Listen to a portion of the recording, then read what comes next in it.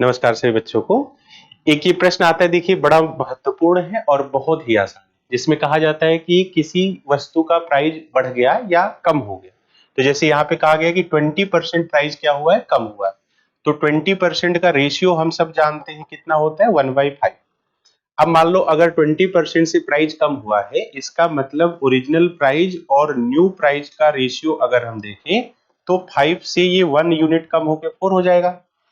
Price और consumption एक दूसरे के अपोजिट होते हैं, ये हमें पता होता है ना। तो अगर प्राइस का रेशियो 5 से 4 हुआ तो इसका मतलब जो कंजम्पशन होगा, यानी ओरिजिनल कंजम्पशन और न्यू कंजम्पशन, ये रेशियो चेंज होके क्या हो जाएगा, 4:5।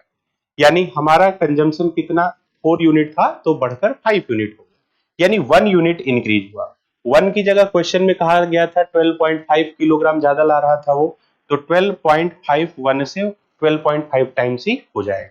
तो इसका जो ओरिजिनल कंजम्पशन और न्यू कंजम्पशन होगा, ये दोनों 12.5 का मल्टीप्लाई करने पर आ जाएगा, है ना। यानी 4 इंटू 12.5 और न्यू कंजम्पशन जो होगा वह 5 इंटू 12.5 हो जाएगा। अब हमसे प्राइस पूछा गया है तो या तो न्यू पूछा जाएगा या ओरिजिनल पूछा जाएगा।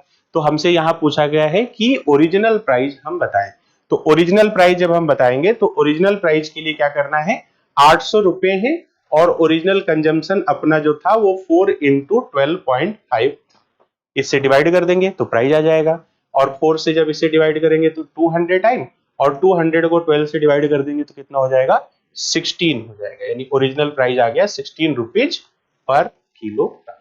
धन्यवाद। ऐसे ही ट्रिक के लिए आप जुड़े रहें दृष्टि टीचिंग एग्जाम से। आप सभी का